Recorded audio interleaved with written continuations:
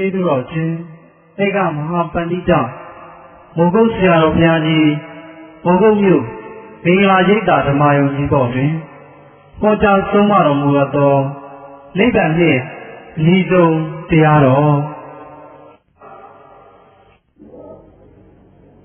ဘာလို့ဒီမှာဗရန်တော်ပြုတာလဲအဲ့ဒါကိုဘုရားကဆိုတော့ဓမ္မကိုကြားပြီးတာအဲ့ဒီဘုရားကဆိုတော့ဘုရားမှာဘုရားဆိုတဲ့ဓမ္မကိုပြည့်တယ်ပုဂ္ဂိုလ်တ attva ကိုဘယ်လာလဲဆိုတော့ဘုရားကမှာမြင်တဲ့ပုဂ္ဂိုလ်ပေါ့အဲ့ဒီဘုရားရဲ့ဘုံမှုရာကဘယ်လိုလဲဆိုတော့ဒီပွားတာဘုရားလူရဘုံမှုရှိတာလေဘုရားကြည့်လို့တော့ဆောက်ကြတော့ဘုရားတွေဟာ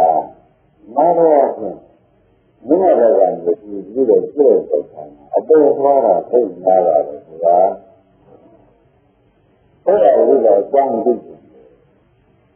ဓမ္မကိုသိချင်တာဒီလိုကြည့်ဘုရားကြီးရဲ့ဘုရားဒီဘောရမရှိလို့ဘောသွားဘောရမရှိလို့ဘောသွားတယ်ဒီပြည့်တယ်မောဘောဖြင့်ပြေရရဲ့သူစောင်းကြည့်ကြတယ်ပြည့်တယ်ဘုရားရဲ့အပေါ်သွားတာနားတယ်အတ္တကြောင့်မတ္တကြောင့်စံကျင်တဲ့ဘုရားရဲ့ဒီကိုယ်တော်ဆိုတာမှတ်ထားမှာဒီလိုဒါကဘုရားကြီးသွားနေတော့ဒါကဘုရားကြီးကနာတော့ငါပြောမယ်ဆိုလို့ရှိရင်မမသိဘူးလို့မင်းအရင်ကလည်းဒီလိုဘုရားကြီးနဲ့နောက်တော့ဒီလိုကံနဲ့စိတ်ကိုရုပ်ကြည့်ဘုရားကြီးနဲ့ဒါကဘုရားကြီးကပြောတာဘုရားဆက်ရှိနေနေတာဘူးဘုရားကဘာနဲ့မြင်ပါလဲဘုရားဆက်ရှိအပေါ်နဲ့မြင်တယ်ဟုတ်ဘုရားကဘာသိကြဝိဇ္ဇာနာဘုရားစိတ်ဖြစ်နေတယ်မမင်းတို့ဟုတ်ပါဘူးဘုရားကဘာလာတာလဲမမတို့ပြောတဲ့ဘာပြောသွားတယ်လို့ပြုဘယ်မှာတော့ပြောကြပြောတာမင်းတို့ဒီကြတာကမင်းတို့လည်းပြောတာဘာလို့ပြောတာလဲမာလို့ဘုရားကဘုံတော်ကြီးပြတ်သွားလို့ရမှာလေလို့ပြောတာနော်ဘယ်လိုလဲဆရာစိတ်ဓာတ်ဒီကံနာမ်ဆိုတော့ဆရာကဒီလိုစိတ်ဓာတ်ကိုစိတ်ဒီလိုစိတ်ကြည့်လို့နာမ်ကပေါ်ဘယ်လာတာကနာမ်ဒီဓမ္မကိုသိနေတဲ့စိတ်ကိုဘာကြအဲ့ဒါမလို့လို့ဘာလို့လဲမျိုးတွေကပြောတယ်ဘုရားကြီးကနားတော့ဘွာတဲ့အပေသွားတယ်ဆိုတာမင်းနဲ့တောင်းတယ်။ဒါလိုမျိုးစိတ်ကိုဝိသုဒ္ဓစိတ်ကျင့်နေတယ်မျိုးရဲ့မနက်ကိုစိတ်ဖြစ်တယ်ညကိုမျိုးရဲ့ကိုစိတ်ဖြစ်တယ်ညကိုစိတ်ဖြစ်တယ်ဆိုတာမင်းနဲ့တောင်းတယ်။ဒါကနားတော့ပြန်ပေါ်သွားတယ်ဆိုတာငါရှင်းပြတယ်ဆိုပြီးရှင်းလိုက်လို့ဒီဘုရားကရှင်းပြတယ်နော်ဘုရားလာလို့ရှိရင်ညာလည်းတော့သွားတယ်ဘုမညာဘုရားကဘုံတော်ရဲ့စိတ်ကပါသွားတယ်ဘုံပါလာတယ်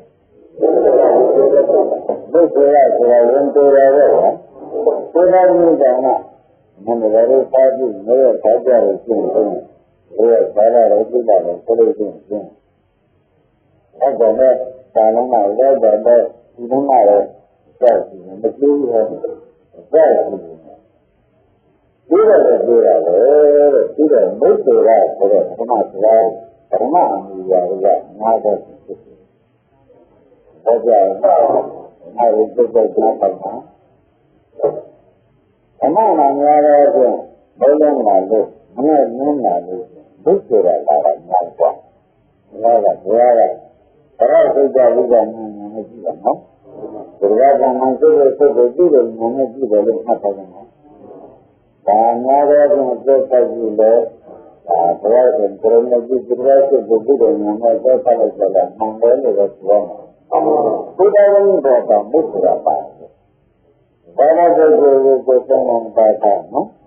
ဒီပါရမီပေါ်တာဒီလိုပြောရတယ်လို့ပြောရင်ကျင်းရတယ်လေဘယ်မှာမကြည့်တဲ့အခါမှာစောက်ကြည့်နေအတူတူကမှမကြမ်းကြတယ်မတော့ကြမ်းတယ်လေတောင်းတယ်စောက်ကြည့်နေတာလို့ရှိရင်လေဒီလိုကြရမယ်ဒီလိုကြတာမဟုတ်ပါဘူးဒီလိုကြတာမဟုတ်ပါဘူးဘုရားပါလာတော့ငါတော့ဘောကြအဲ့ဒါမနဲ့တိုင်းပေါ်တဲ့လေကဘုမာညာမှာမနဲ့တိုင်းပေါ်တဲ့လေဘောကြမနဲ့တိုင်းတဲ့စိတ်ပေါ်တဲ့ဘုရားစိတ်ပေါ်တဲ့ကဉာဏ်ကြရရတယ်ဆိုလိုက်ဘုရားကြရတဲ့သမာဓိစိတ်စိတ်ပေါ်ဘူးညာဘာသာလာဘယ်မှာပေါ်ရဆက်ကြည့်လို့နာမယုံရှင်တဲ့ဘုရားရဲ့ဘုရားရဲ့ဘုရားရဲ့ဘုရားဘုရားကိုပြုမှုလို့တဲ့စိတ်နာရတဲ့ဘုရားဆက်ပေါ်ပေါ်ဘုရားဓမ္မကိုသူကစိတ်ကြည့်ပြောနေရနော်ဘုရားရဲ့ဘုရားနာစိတ်ကရှိနာတယ်တဲ့ဘုရားလူတ်မတ်တော့ပါစိတ်ဘယ်လိုဒီကနေ့လည်းနေနေတာနော်ဘယ်လိုကမဖြစ်ဘူးလို့ဆိုတာဒီလိုကြည့်ရတာတော့ဘာမှမလုပ်ဘူးအဲ့ဒါ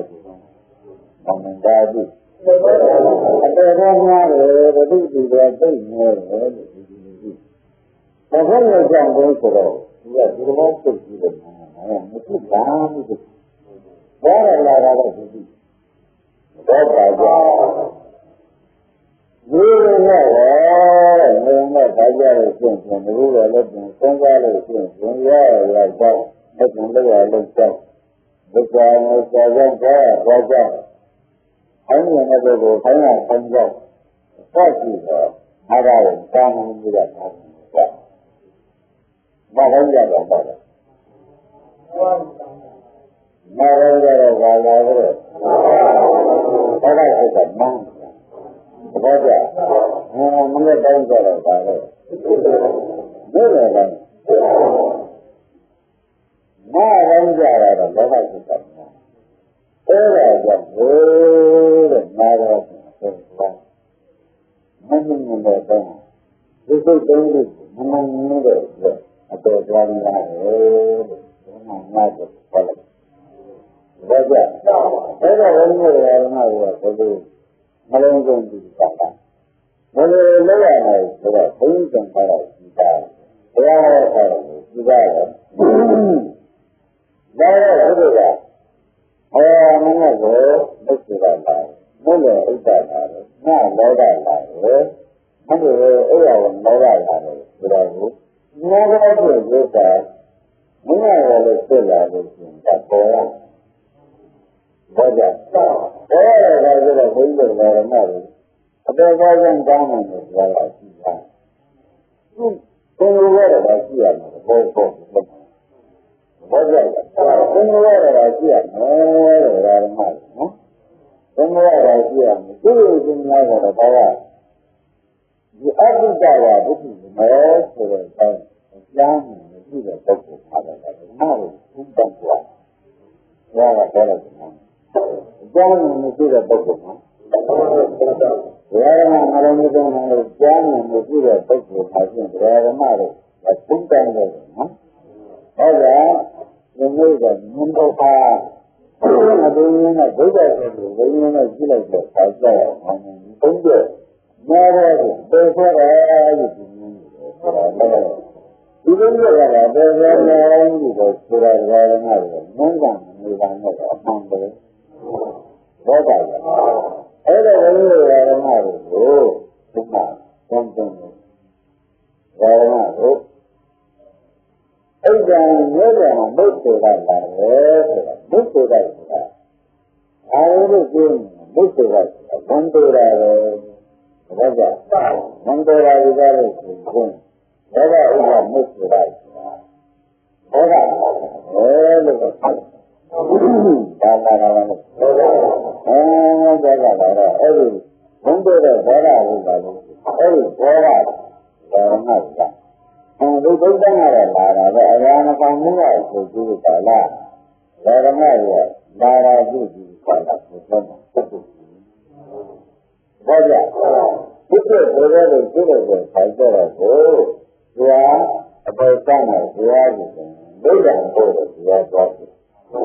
ဘုရားနဲ့ဘုရားဘာသွားတယ်ဘယ်ပါကြဘုရားမှာပြည့်မှန်တော့ပါလန်တဲ့နည်းနည်းပါတာဘုရားလည်းဥဒ္ဒဆက်ဖြစ်သွားတယ်ဘုရားတောင်းလို့တဲ့ဘုရားရဲ့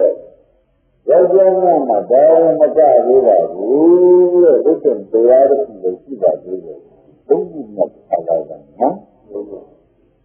အန္တရာယ်ကြောင့်လို့ဘိုးရဲ့တောက်တဲ့ဓမ္မတို့ပရမနာမငတ်တယ်နော်ဒုတိယမှာဝိရိယလည်းဥဒ္ဒဆက်ပဲမတော်ဘူးလားဒီဥစ္စာကိုပေါ်ရကြတာတော့ဘုရားလည်းကိုဘုရားကဝေတိတာကပုဂ္ဂိုလ်တက်ဆိုတဲ့ဒီကပုဂ္ဂိုလ်တက်ကလုံးကြမှာအားဖြင့်လုပ်လိုက်တော့အားဖြင့်သူတို့ကလည်းလို့ဒီကမကုန်တက်တယ်ဒါကြောင့်သူတို့ကလည်းမဟုတ်ဘူးကြောက်တယ်ကျမ်းတက်တယ်ဆန်တော့ဒီမှာသာပြီးဒါတော့လမ်းကုန်ပြီဘူးမျိုးပေါ့လားအဲ့ဒီလိုကလည်းဝိရိယလည်းငါတော့ကြောက်ရန်တိုက်ပြီးတော့ဖတ်ကြတော့မသားရအောင်သံဃာရမဂုတာအကြောက်ကြီးနဲ့သံဃာရမတ်ကလည်းလုံးဝမှုအသက်ကလည်းလက်ကျပြီးဆိုတာလေးတော့အလားတူသူတို့ကလာကြတော့လေသူ့ပုဂ္ဂိုလ်ကြတာလာကြတယ်ဘာကြောင့်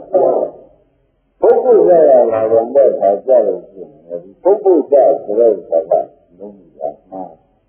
မလို့ကြည့်တာတော့လာဘူးတဲ့မလာဘူးလားဘယ်ကြောင့်မှလာရတာမင်းမှလာတာငါကကျင်းကျင်းနဲ့သူတို့ကအားကြပြီးပါလားဒီလိုလိုဥတာလဲဆိုပြီးဒါကြတော့အမေကကျင်းလို့လိုက်တယ်နဲ့အလုပ်ကပြည့်ပြည့်သွားတာဘောကအလုပ်ကပြည့်ပြည့်သွားတဲ့အခါကျတော့ကိုယ်မှန်တယ်လားအများနဲ့အတုံးကမှန်တယ်ဘုရားအသုံးကပုဂ္ဂိုလ်တက်တယ်။ဘုရားပုဂ္ဂိုလ်တက်တာဘယ်လိုပြင်းနေတာဘယ်လိုဆင်းနေတာဘယ်လိုမှရမှာမလို့ဆိုရရတယ်ပုဂ္ဂိုလ်ကိုပုဂ္ဂိုလ်တက်တာပဲ။အသက်ကြီးနေနဲ့ဘုရားတက်တာလည်းတောင်းနေမှဒုမပြင်ကိုသုံးမလာတော့ဘူး။အဲ့ဒါဝိရိယတော်တော့ခန္ဓာဥဒ္ဒကြလို့ဒီဥဒ္ဒကြအမှန်တော့ပုဂ္ဂိုလ်တက်တယ်ဘယ်တော့မလဲဘူး။ဒါကြောင့်ယောက်ျားမှာပုဂ္ဂိုလ်တက်လာပြန်လို့ရှိရင်တဲ့ဘာမှပုဂ္ဂိုလ်တက်လဲဘုရားရဲ့တရားမဟုတ်အပေကပို့တယ်ဆိုတာပုဂ္ဂိုလ်တက်ဆိုတာပြည့်ပြီးတော့ပြီးတယ်အပြည့်ရဲ့လူတွေကပြီးတယ်အောင်းနေတာပုဂ္ဂိုလ်တက်ဆိုတာဒါကြောင့်ပြည့်ပြီးတဲ့လို့ကိုလည်းအားလို့လုပ်အကြည့်ရသေးတာကိုငါရှိနေတာမလုပ်ဘူး။အားလုံးကြီးမှားတာပဲ။မလားဘူး။ဘယ်ကြောင့်ကြောင်များတယ်။အားများတယ်။ပုဂ္ဂိုလ်က။သိရလား။ဘယ်ရမလဲ။ကြောက်ကြတဲ့ကဘုရားသိနော်။မိမတဲ့ကဘုရားသိဘူး။အဲ့ဒါဘုရားရဲ့တရားကိုလက်ကျက်တာ။ဘယ်တော့ဘုရားမကရဲ့ကြောက်တဲ့ကပါလာဘူး။ဘယ်နံပါတ်ကလဲ။ဘယ်လိုလဲ။အဲ့ဒီကဘာဝရိယဘာမှဘုရားနော်။ဘုံတယ်ဥဒ္ဒတယ်ဒီလိုမျိုးမှတ်။ဘာသာရ။ဒါနဲ့ဘုရားနာကြရတာပါလို့။ပုဂ္ဂိုလ်ကဘုရားဝရိယနဲ့ပုဂ္ဂိုလ်သာလာတော့အတားပြည့်တယ်ဟုတ်တယ်မတွေ့ဘူးလားဒီလိုကြတဲ့ကျန်ပြောရတဲ့ဇမန်ကြီးကလည်းလုံးနေတာအားလည်းမလုံးနေတာကဆိုပြီးမကျက်မလာလို့လားလုံးနေတာအားလည်းလုံးကျက်လာတယ်မလုံးနေတာကဆိုပြီးလို့ဆိုတာဒီလိုလာတဲ့ဒီကိုသုံးလို့ရတဲ့တရားမျိုးဟုတ်တယ် ဒီလိုမျိုးနဲ့ဒီမျိုးစက်ကမလာဘူး။လာရင်တို့ကခေါ်ကြတယ်။အဲ့ဒါကြောင့်ကြည့်ရပြီးလည်းကြည့်ရ။မကြည့်လို့ရတယ်ဘိုးတော့ကြည့်ကြည့်။ဘိုးရင်တတ်တယ်ကွာ။ပုဂ္ဂိုလ်ကာလို့ပြောတာဒီကောက်ပေါ့။ဒါကြောင့်အပြင်သဘာဝနာတို့မာနပုဂ္ဂိုလ်ကပုဂ္ဂိုလ်ကဒီမှာကြရတဲ့ဘာသာတို့မာနပုဂ္ဂိုလ်ကပုဂ္ဂိုလ်ဒီမှာကမိမဘဂဘာသာလည်းမျိုးဟောလို့ဆိုမိစ္ဆရာဣဒ္ဓဘောဂအတူပြောရလို့ပြောရောက်ကြမှာမောင်းကြတာလည်းဘောကြမင်းကအများဆုံးကြတာလည်းဆက်မှာပြောလို့ဆုံးတာရောက်ကြအများဆုံးသွားတာလည်းအခုပြောရတော့ဘုရားသိတာဟုတ်ကဲ့ဘာလဲအမှုရာတုံးပေါ်တယ်ကွာဘောကြယောက်ျားအမှုရာလို့ပြောတာဒီတုံးပေါ်မင်းကအမှုရာလို့ပြောတာလည်းဆက်မှာပြောရတော့ဘုရားသိတာပေါ်ရတယ်ဆိုတော့ဘုဒ္ဓရာဂနာကိုသူတိတာတိုက်တယ်ဒါနာရသူ့ဆောင်တဲ့တရားတွေဘုဒ္ဓတရားကသာဟုတ်တယ်ဘောတာဒီတရားတွေကတော့ဒီမိမဘာလဲဆန်းမှာပြောရတဲ့တရားသုံးယောက်ျားမှာလည်းဒီမိုက်ပြောရတဲ့တရားသုံးကြီးဟာဘောင်းဆောင်သုံးတယ်ဒီလိုသုံးဖို့ပေါ်ဒါတော့မျိုးရတဲ့ဒုတိယရာဂနာကိုဒီပေါ်မှာမရောက်လို့ကျင့်ခြင်းကျမ်းမှာလည်းပြောတော့ပြောတယ်။မိမမှာလည်းပြဿနာမလိုက်တော့ပေါ်တော့ပြောသိတယ်ဆိုလိုက်ကြ။အဲဒါကြောင့်ဒုက္ခတဏှာဝိကျရဟုတ်ပါဘူး။ပြောတယ်ပေါ်တယ်လို့။နောက်ယောက်ျားဘက်ကမိုးတယ်ကျုံရင်းကမိုးလို့သင်ပါလိမ့်တယ်။ဒါကြောင့်မိမဘက်ကတော့ကျုံရင်းကမိုးလို့ပြောရတယ်ဘောပါကြဒါကြောင့်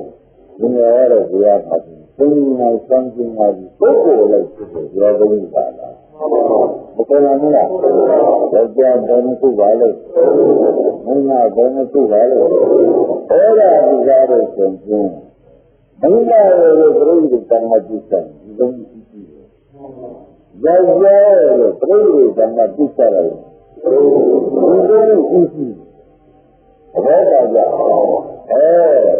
ဏှာကြတော့ဒီနေ့ကဒုက္ခရတာမင်းမင်းနဲ့ပြောရတယ်သိပြီကာလမျိုးတော့ဒါကမကြည့်ပြောလို့မသိနေလို့တော့ဒီတရားတိုင်းကိုကြားလို့ဒီလိုဆိုရင်ကိုယ်ပါဒီလိုမှမပြောလို့တော့ဖြစ်တယ်ဆိုပြီးကာလဒီမှာမင်းမင်းနဲ့တော့ဒီလိုကတော့မကောင်းတာဘောပါကြဒီလိုကတော့ဘောရမတို့မိမတို့တော့ပါပါဘူးမုတ်ဆိုတာအိတ်တာတော့အမိမလို့ပြောတယ်ဒီလိုရှိရှိရောပြောလို့ပြောလာလို့ပြန်ပါတယ်အာနာပုဂ္ဂိုလ်ကပုဂ္ဂိုလ်ပါဒါဘိုးလေးကိုခိုက်ကြတယ်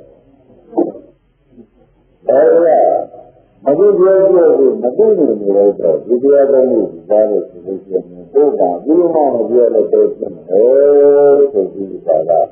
ဒီတော့မှနည်းနည်းတော့ဒီလိုကတော့မကောင်းတာဘောတာကြဒီလိုကတော့ဘောရမတို့မိမတို့တော့ပါပါဘူး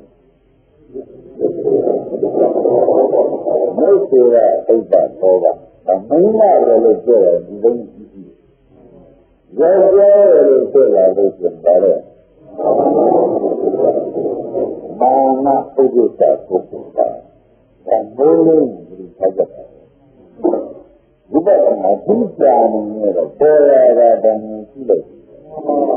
ပေါ်ရပြီးလိုက်တော့အပေါ်များတာကလည်းကြောင်းတယ်ဘိမမှာဆန်းမှာပြောကြတယ်သုံးဘောကြအဲ့ဒီတော့ဘုရားရှင်ဘုရားမကြီးကဝါအမင်းတို့သုံးပါးရင်ပါပဲဆိုပြီးကြတာဆိုသုံးပါးနော် Everyone Margaret Nara is Varanara. Vajana in Suja will be Suja, no? And I'm never in Suja. Suja did a fire. I desire the solution. No can be the big. Then the money is bad. Then it doesn't matter. Mitra, Mitra, Mahatma, you pour it here, Nima, pour it here. The Jerry, you pour it here, good. Yes. Again, Mando asking, Malungu. Again, Mando asking, Hanging each other. Majamala asking, not watching that. Really?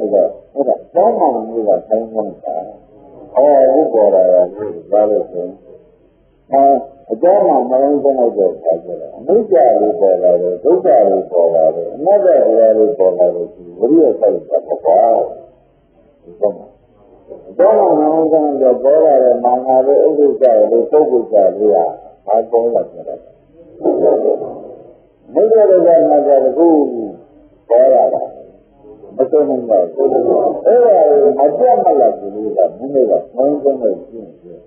ငါဆရာပြစ်လာတာဘာကြောင့်ပါလဲသဘောပါကြဒါကြောင့်ဘယ်မှာလဲဓမ္မတွေဘက်ကလည်းအရိယာမယန္နာမှာကိုပြစ်တယ်သူတို့ကမှပေါ်တဲ့တရားကိုအကြောင်းမှနှလုံးသွင်းပြီးကြတာမပြတ်မလားအကြောင်းမှမုဒ္ဒတယ်လားအမှုကဘုရားဘောလာလို့ဘုရားမတ္တဘောလာလို့အမတ္တရှင်းတယ်ဆိုတာမပြတ်မလားဒီနှလုံးသွင်းတာမျိုးမင်းတို့ဒီလိုရမှာလို့ဒီလိုကြီးကအကျိုးတရားမယ်ဆိုတော့ငါပြောချင်တယ်ဒါရမလို့အမှန်မှန်နဲ့တရားနော်တကယ်လို့ပြရ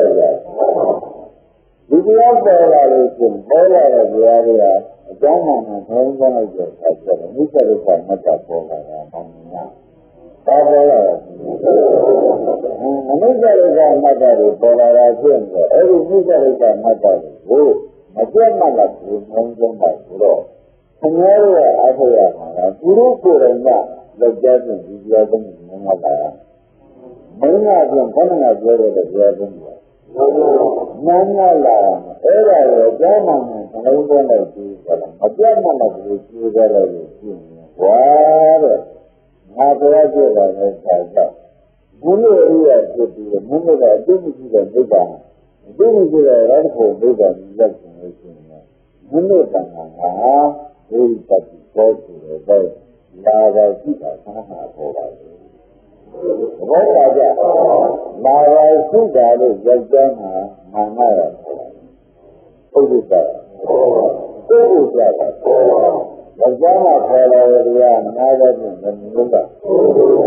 မင်းကမှအေးပါတော့တတ်တတ်ကျိတ်ကြည့်စမ်းပါလို့ပေါ်တယ်ပြောမင်းကလည်းမမျိုးတာဒီလိုပါလိမ့်မယ်လဲလားဒါမင်းကခေါ်ရတဲ့တရားကဒီသုံးခုဆိုတော့ယောက်ျားကခေါ်ရတဲ့တရားကဟုတ်ပြီအဲ့ဒါကိုမလုံးလုံးမှန်မှန်နဲ့အပြတ်အားထုတ်လို့ရှိရင်ငါတရားဖြစ်တာကဘာကြောင့်မဟုတ်မင်းနာရဲ့အရာဖြစ်တာဒီတရားသုံးခုကြောင့်ဒုက္ခတရားကဘာပေါက်တာရှိဒီကမှာသူတို့ကတော့ပြောနေမိမရဲ့အမူအရာပြည့်တယ်ဒီတရားလေးကိုပိုင်းအောင်ဒီကမှာယောက်ျားအမူအရာပေါ်လာတယ်ဒီတရားလေးကိုလမ်းဆောင်တာလို့ဆိုတော့အခုဘယ်လိုကလည်းကြည့်နောက်ဆုံးကိုဒီလုံးစိတ်ကိုတောင်းတောင်းကြည့်ယောက်ျားမှာလည်းဆိုဒီတရားလေးကအိဋ္ဌတိကိုခေါ်လို့အေးလာခဲ့တာဒီလက်ကိုပတ်တယ်မာနရဲ့ဥဒ္ဒစ္စရဲ့ပုဂ္ဂိုလ်စားတယ်ဆိုတော့ပြောသုံးပြီးပါတဲ့ယောက်ျားတန်ဆက်မဆက်ဘူးပေါ့ဘယ်အခါကျရင်ဆိုရင်ဒီကအေးလာရတာတတ်တတ်ရှိပါလေဆိုတော့ဒီကအေးကြီးလာတော့တတ်တတ်စိတ်တွေရှိပါဆိုတာအဲ့ကိုပေါ့တာဘယ်ကြဘယ်ရောက်ပါလဲဘယ်ကိုပြောသုံးပြီးပါဟောတယ်ဟောတော့မလို့သူပေါ်တဲ့ဘုန်းကသိနေတယ်ငါဆုံးခေါ်တဲ့တရားတွေလည်းမရှိနိုင်ဘူး။ပြောမလား။ဘောဓမ္မတွေဘက်ကကြောက်တယ်လို့လက်ကျမ်းများခဲ့တယ်အိဋ္ဌတိသိပါခဲ့တာတတ်တာသိဖို့ပဲရှိပါလို့ခေါ်တဲ့တရားတွေမျိုး။ဟိုဒါဖြင့်သိတဲ့တရားခေါ်နေတယ်တရားရှိတာ။ဒီတရားသုံးခုကလက်ကျမ်းမှာလည်းတရားသုံးခုကခေါ်နေတယ်။ဘောကြမိမမှာလည်းတရားသုံးခုပါအဲ့ဒီတရားတွေကိုသူပေါ်တာကသူပေါ်တာကိုမာနအကျင့်နဲ့လက်ကြမရမာနဥဒ္ဒစ္စပုဂ္ဂိုလ်စားဆိုတော့ဒီကောင်းနဲ့ပေါ်တယ်မင်းကမလေးမင်းမှပြောလို့ပါလက်ဒီတိုင်းမှမကြည့်တာအကြောင်းကိုဟုတ်ကြတာသမလေးပါလားဘာကြောင့်သမဗရဏလက်ညံမူတာရယမိကသမဗရဏဒါလေးကမိတ်ဆက်ကြည့်တယ်မိတ်ဆက်သဘောပြောရတာပဲမသိနိုင်ဘူးလားမိတ်ဆက်ကြည့်တယ်မိတ်ဆက်ရှိတာကိုလာပြီးကြတာခေါ်လာထုတ်လာတဲ့တရားတွေလို့ဒါမှမဟုတ်ရှိတယ်သဘောပါဒီဘက်ကိုဒါပြန်တရားကိုဒီတရားတော်ကနာတော့ယောက်ျားမှာ ဒီတရားဆုံးကိုခေါ်လို့ဒီတရားဆုံးကအိဋ္ဌတိဆိုအိဋ္ဌာရဲ့တတ္တစိတ်တုံးကြီးရှိတာလို့ငါတို့ခေါ်တိုင်းဘုဒ္ဓပညာလေးကလိုက်ကြမယ်ဆိုလို့ရှိရင်နိုင်ငံရေးအပုပ်မရှိတဲ့ဓာတ်ပုံလေးက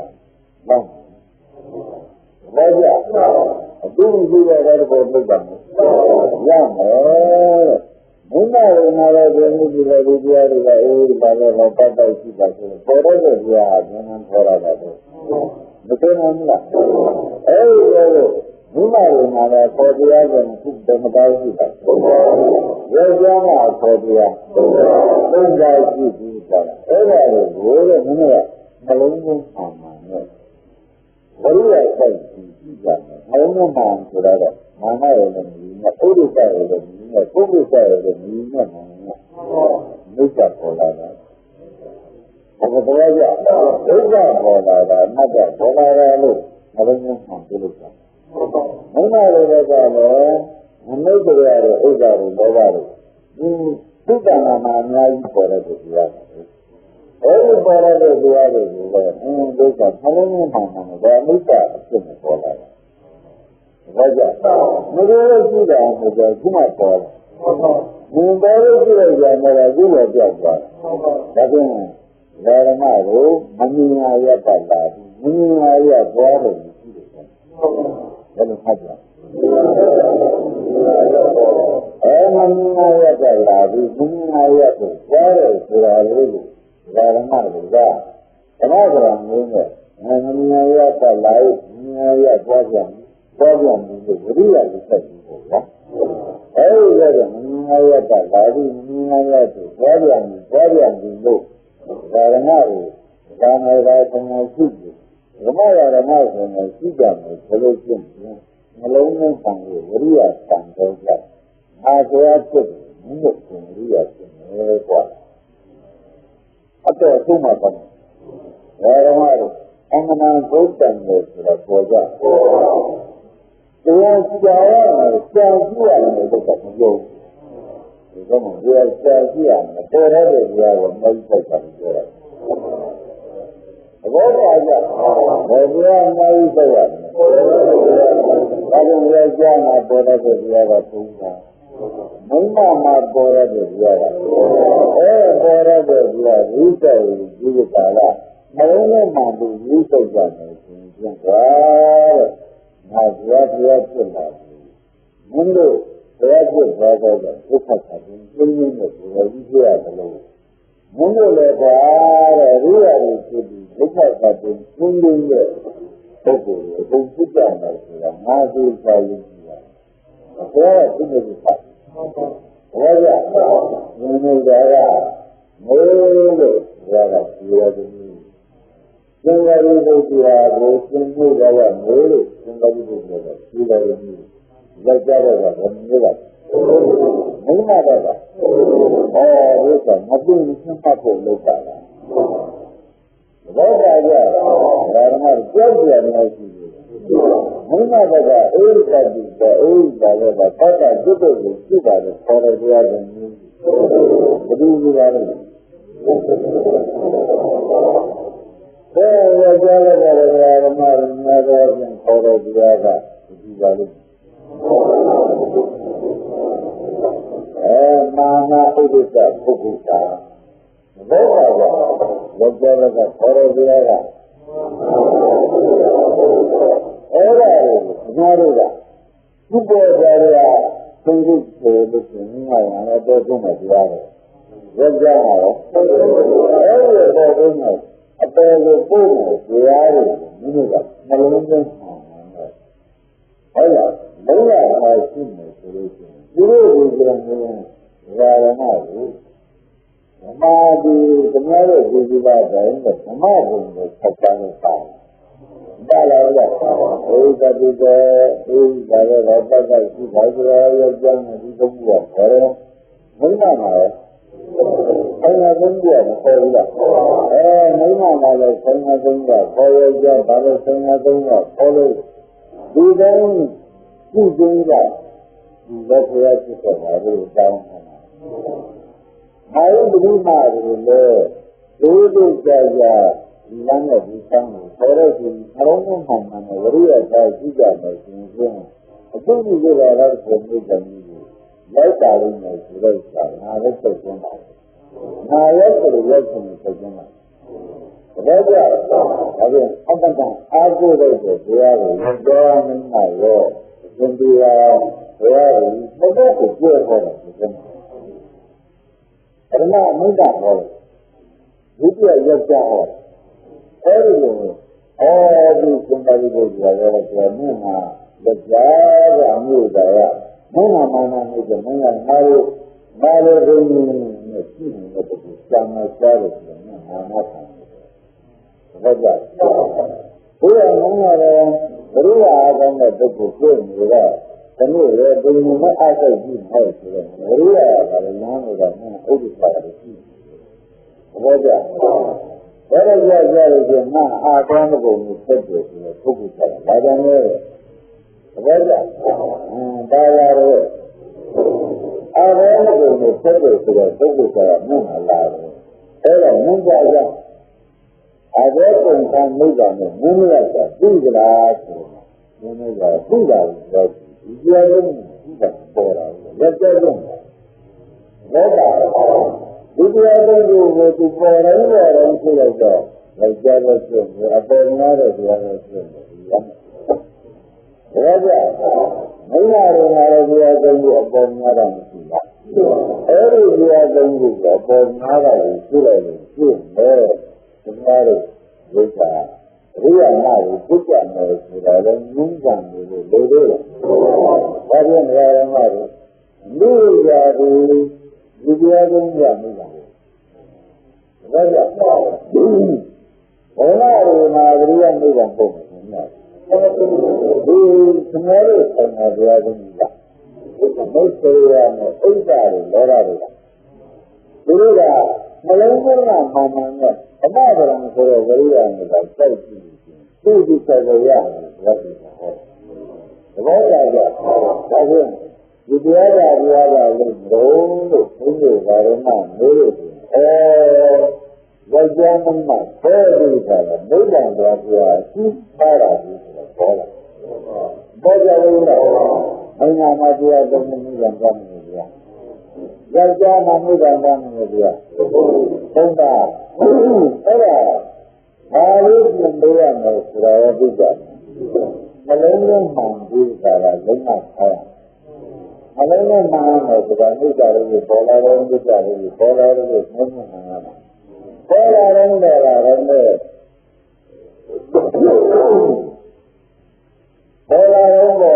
ဲ့ဝိရိယလေးထားပြီးတာဒီလိုဆိုလို့ရှိရင်လက်ကြားတော့ဒီကြားသုံးသိသိတဲ့မိဘရောက်နေတာ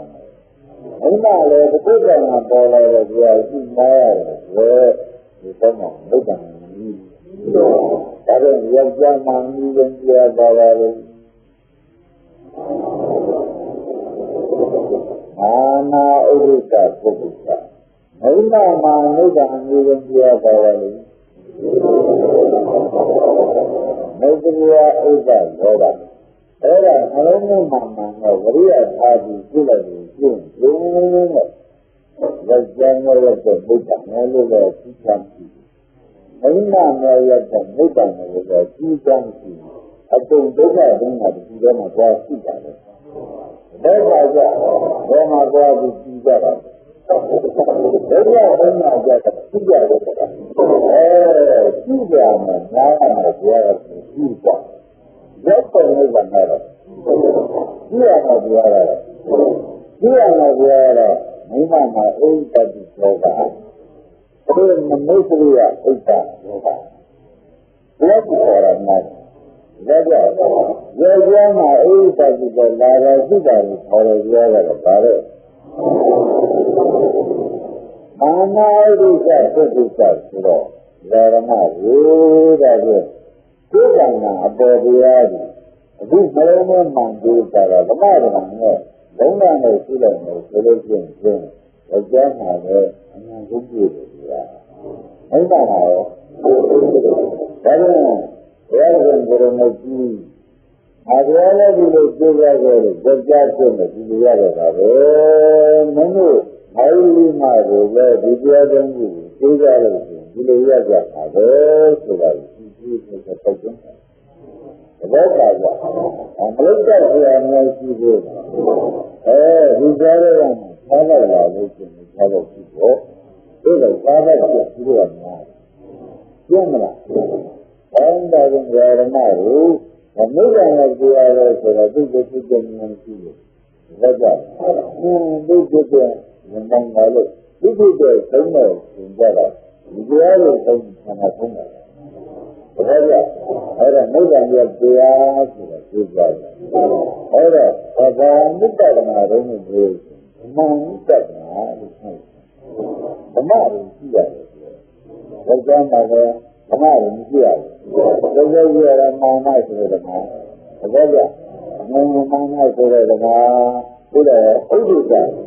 ဆိုတဲ့ဓမ္မမကြည့်ရဘူးဘာလို့လဲဆိုရင်သုတ်ဥပ္ပါဆိုတဲ့ဓမ္မအဲ့ဒါကြောင့်ဓမ္မနိဗ္ဗာန်တဲ့ဒီဓမ္မကိုသိရတယ်နိဗ္ဗာန်ဖြစ်ပါတယ်ဒီကငါအမှန်ရှိနေတာ